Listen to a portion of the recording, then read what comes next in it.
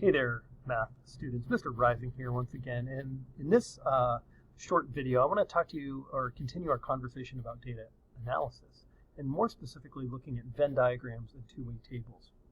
Like you've learned with equations of lines and graphing lines, they're really two versions of the same thing. The same thing can be said about Venn diagrams and two-way tables. One is a table of information with exact numbers. The other is a graphical way to represent relationships between data sets. But they go together. And probably the best way to really look at this is just go through an example. And the example I have here in front of you is from my Course 3 math class, right? I asked them to take a little survey. They told me what grade they were in, what period they were taking the class, how did the first week of school go, do they own a dog, and do they own a cat? And based on that data, something interesting came out. Had 19 dog owners and 9 cat owners. And I should make a little note here. There were 21 students that replied to the survey. So my next question is, well, could you be both? Could you be a dog owner and a cat owner? And this is a very important question because it brings up this idea of what mutually exclusive is. And so first, to answer the question, could you be both a dog and a cat owner? The answer is yes. But the question, are you a dog owner? There's really either you are or you aren't. And that's what mutually exclusive means. It means you have to be in this group or that group. You can't be a dog owner and not be a dog owner, right? You're either a dog owner or you're not a dog owner. You're either a cat owner or you're not a cat owner. You could be a dog owner and a cat owner, and there might be some overlap, and that's what we're going to talk about here. So mutually exclusive questions, you either are or you are not. Are you a cat owner?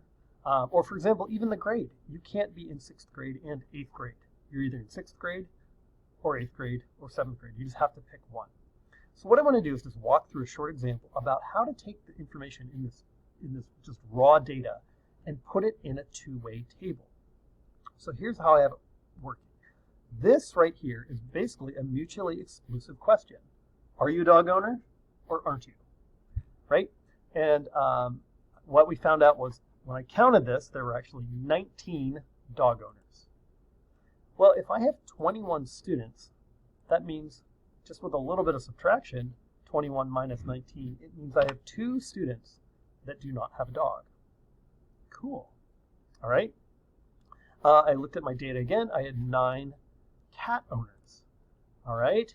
That means 21 minus 9 is, wait, I'm a math teacher. I can do this, 12. Right. That means there are 12 no non-cat owners. You'll notice here that the last column or bottom row in the table is a total. Right. So it's basically the total number of cat owners, non-cat owners, the total number of students in the survey. Same thing here with dogs. 19 dog owners, 2 non-dog owners. Add those up, you get 21. Now, when you want to fill out the guts of the table, this is where the relationships take over.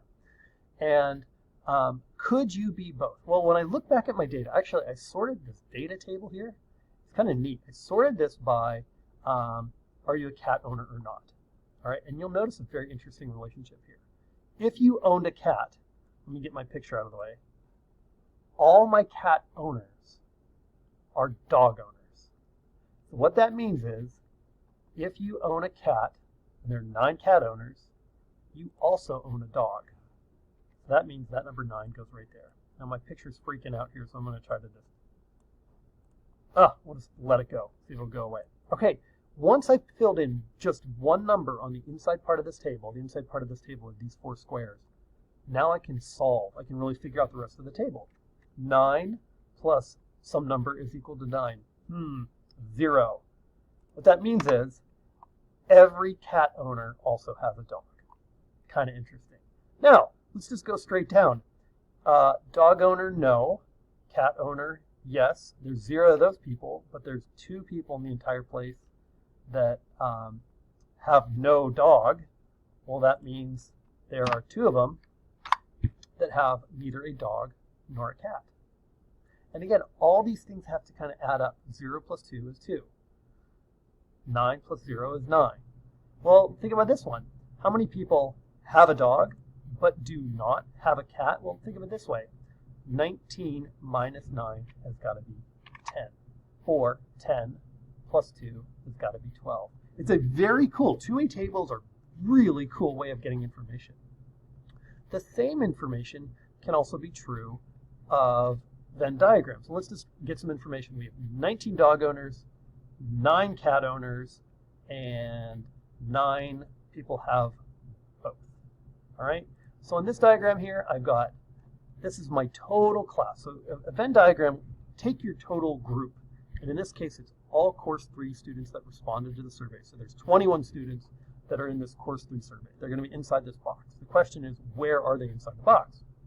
Well, I've got 19 dog owners. Sweet. I've got 9 cat owners. And this brings up a really interesting point. So let me just jump ahead one slide before we figure this out. Venn diagrams really work one of 3 ways. One situation is called a subset of the other. So for example, if I said types of dogs, well, beagles are a type of dog. They would exist within a bigger subset of dogs. Dog and cat owners, there might be some overlap. You could be a dog owner, you could be a cat owner, you could be both. You'd have an overlap. So this is supposed to represent an overlapping situation. This one would be like animals that have feathers. Well, you might be a feather animal, or animals that have fur. You might be a fur, but you are not going to overlap. There's going to be no animal that has feathers and fur that I'm aware of. So maybe I'm wrong. If you come up with something, let me know. So let's go back to the situation here. We know we have 19 dog owners. That leaves 2 people that are not dog owners, right? And there's 21 people in the class. We have 9 folks that have cats. Now this would say I've got people who have cats and not a dog, and there'd be some overlap. But what we just discovered based on our previous thing is, well, actually, every cat owner has a dog. So they would exist within this group. And what I need to do is adjust this number of both cat and dog. Oh, well, there's 9 people that have both cat and a dog. And then right here, I've got to change that to being just 10 because they have a dog, but they don't have a cat. Now that looks really messy. I'm sorry. I was not trying to make that look really messy. Can I make it bigger? Will that help? Maybe it just got uglier. There we go. Let's try that. Sorry. Now we're having technical difficulties. That was clearly not the point. All right. But finally, 10 dog owners plus 9 dog and cat owners, right? And then that would leave just 2 people, 2 right there, that have no dog or cat. Let me move that up. Anyway, so that's how a Venn diagram works. I think you've seen those before. And again, there's different ways they can play out. I'm going to stop there. I'm going to leave it on this slide because you need this slide to answer some questions in the assignment. Let me know if you have questions. Post them to the discussion, please.